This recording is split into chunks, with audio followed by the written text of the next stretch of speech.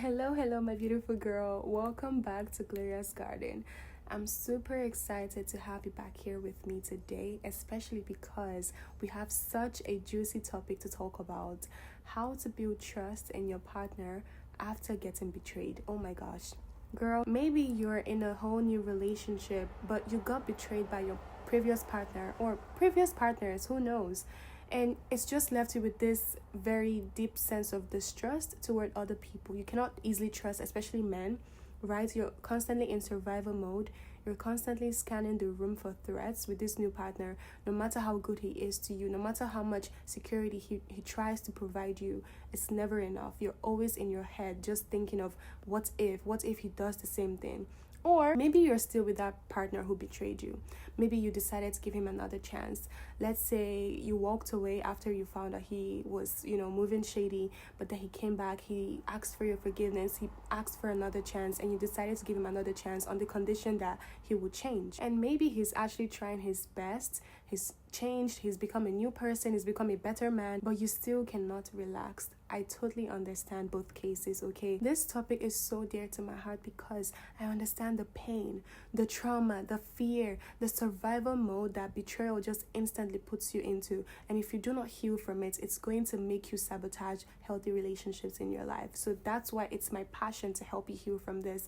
I'm going to share with you all of the ways that God has been helping me heal, and definitely they will help you too. The first one I wrote here was: make sure this partner is not giving you reasons to distrust them, because then there's no point.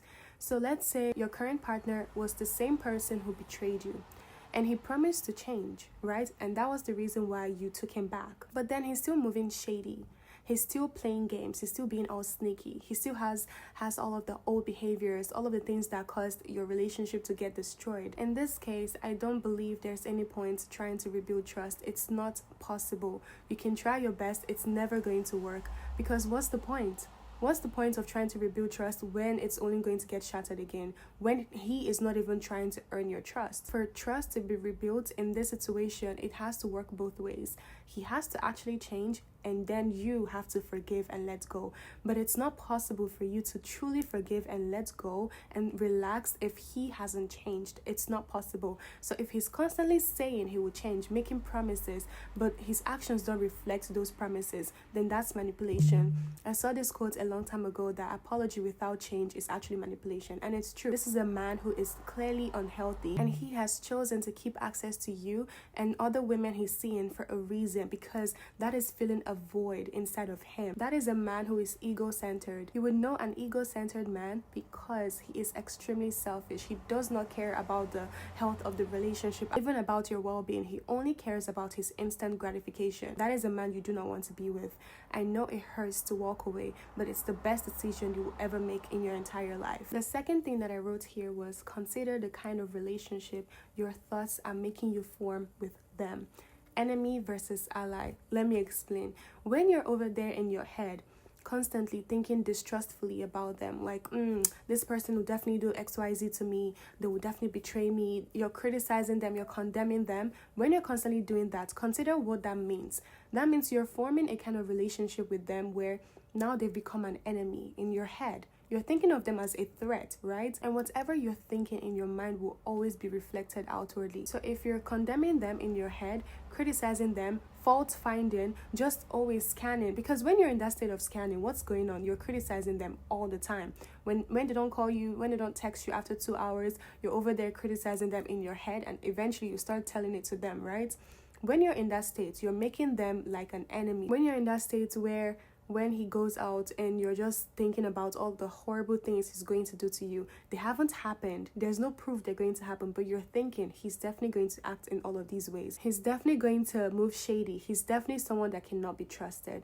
That is you making him an enemy. What's going to happen is you might start moving passive aggressively toward him. You might start sabotaging the relationship, because when you start moving passive aggressively, what happens? He obviously, at first, maybe he can be patient with you because let's say he knows what you've been through. But eventually, he's a human being. Eventually, he will start getting irritated. He will start reconsidering the whole relationship. Like, you know what, maybe I should just let go of this woman. So consider the kind of relationship you would prefer with your partner. Yes, they're your partner, but they should also be your friend. How do you think of your friends? How do you think of someone you love deeply, someone you have a very good bond with? That's how you should start thinking of your partner in your head. So all of the times that you notice the distressful thoughts are coming up, pause over there and think, okay, if this person were my best friend, how would I think of them instead? What kind of thoughts will I have of them? If this person were my best friend who has proven their loyalty to me, because remember, this is a man who is actively trying for you, right? He's trying to make you trust him. He's trying to provide you with the security that you need to feel safe, okay? That's what this video is about. This video is not for a situation where the man is not doing all of these things. I'm talking about a situation where he's actively trying to make you feel safe, okay? If that were your best friend, you will acknowledge their efforts. You will look at them lovingly and think of them lovingly, like, oh my gosh, oh, he is so good to me. You know, he's so patient, he's so kind, he's so compassionate, he makes me feel safe. Like, you would always acknowledge all of the good things he's doing for you and appreciate them in your head instead. You wouldn't be over there picking at the little things he hasn't done, criticizing him, or thinking distrustfully about him. What kind of relationship do you want with your partner? Do you want one where you're enemies or your allies, your friends? Consider this. It's to make you think of them in a more favorable way. Third thing that I wrote was, your thoughts are super powerful. Don't use your God-given gift of faith against yourself, because if you're thinking of them as your enemy, fighting with them in your mind, that will be reflected back to you in your reality. Remember that all of life is here to serve you. So even if you're thinking negatively, because you're so focused on such thoughts, such realities will be served to you. That is so true. Let me tell you, faith is so real. Faith is literally just believing in something you cannot yet see. When you're living in fear, like, okay, my partner is going to do XYZ to me, he's going to abandon me, he's going to cheat on me, and all of those things, especially without seeing proof, that is you still exercising faith against yourself. Whatever you believe in so confidently without proof will always manifest itself in your physical reality. Be very mindful of this. I've seen this so much in my life. The moment I start fighting with someone in my head, we end up fighting all the time.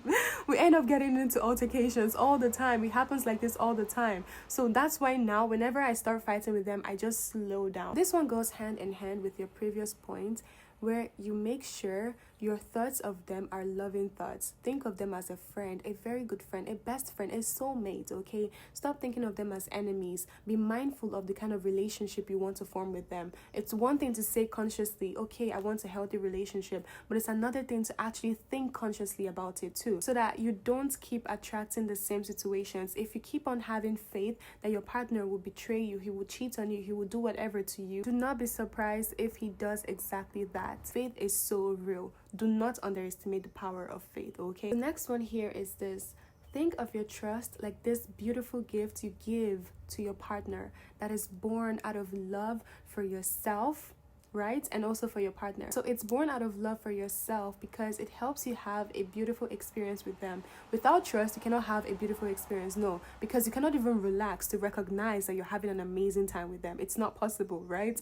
And it's also born out of love for them because it signifies that you have chosen to give them a chance to become a part of your life. Without trust, this cannot happen. But every time you start harboring distrustful thoughts about them again, imagine it like you're taking away this gift from them. You're pulling away this wonderful gift that you already gave to them. I go as far as sometimes I imagine that I go all the way to their home and I pull it out of your hand and say, give me back this gift that I gave to you.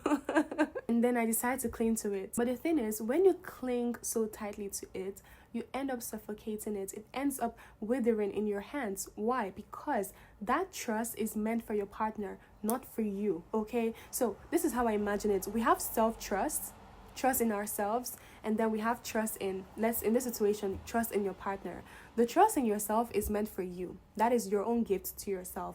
But the other gift is your trust to your partner. It's not supposed to be taken back from them unless they destroy it, unless they break it, unless they've proven that they're incompetent. But if not, it should remain with them as their gift. It's their duty to protect it, to take care of it, to monitor it. It's not your duty to monitor that gift, how well they're taking care of it. No, it's not yours. Your duty is to leave it with them. They've also given you their own trust as their own gift to you. Take care of their own trust, not the trust that you gave to them, if that makes sense. So whenever you start having distrustful thoughts, like suspecting them of cheating on you, hurting you, just remind yourself, hey, it's not my responsibility to care for this trust. No, I have my own trust in myself. I also have my partner's trust in me. These are the two kinds of trust that I have to care for. My trust in my partner is their own job to care for. It's their own job to take care of it, to treat it like a baby, okay? It's not my duty to keep going over to their house and saying, oh, so how are you taking care of it? Let me see how you're watering it. Let me see how, no, that is you suffocating it. Let them be, okay? And also just step back and see how competent they are. Aren't you curious to see how competent your partner is without you trying to help him treat you better? Aren't you curious? It's only when they do something to hurt your trust, to break your trust, that you can now withdraw it, because obviously they've shown that they're incapable. That's when you can take it back from them and you can reserve it for someone who proves that they're more responsible. The next one I wrote was, do things in your life to help you build stronger self-trust, because then you feel more confident whenever you remember that, you know what, no matter what happens, I will always have my back. You will feel more confident. So even if you have fearful thoughts coming up, distrustful thoughts about your partner coming up, and you can feel the fear, you're like, oh my gosh, what if he does this? What if he does that? What if he behaves in this way that my ex behaved in? Or maybe he goes back into his old patterns. What if? You remember, you know what, even if he decides to do those things, that is not my duty to monitor him, to make him not do it. No, if he decides to, guess what? I will still have my back.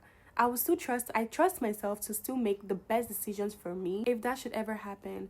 Because I find that a lot of times we are so scared and we live in distrust of our partners because we think that if they did XYZ to us, and that's the end of our lives. But when you remember, wait, even if he decides to do that, okay, I mean, it's going to hurt, but guess what? I know that I will still make the best decision for myself. That self-trust will make you feel much more confident in your relationship. This is so real. There are two beings who will always have your back no matter what: yourself and God. Feel confident that you trust yourself and you trust God to know how to protect you from anyone who breaks your trust.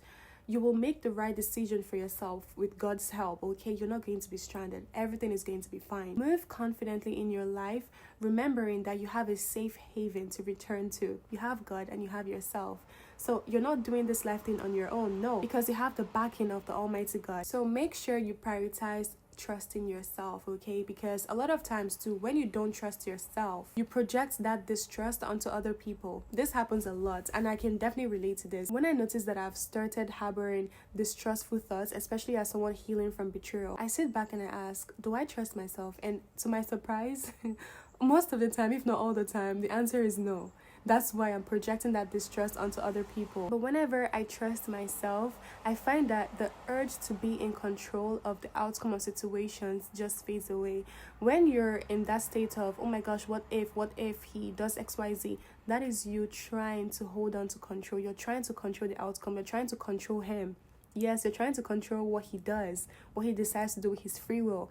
When you trust yourself more, you just find that this urge fades away. All of a sudden, you have so much more confidence in yourself. I always say that self-trust is really self-confidence. That's why I'm saying you need to do things for yourself that will build your trust in yourself, that will build your confidence in yourself. Whenever you say something, keep to your word. Uphold your boundaries, your standards. If you say this is exactly what you deserve, then stand like it, move like it. Because if not, you would not trust yourself. And when you don't trust yourself, your self-esteem just falls. It just falls apart.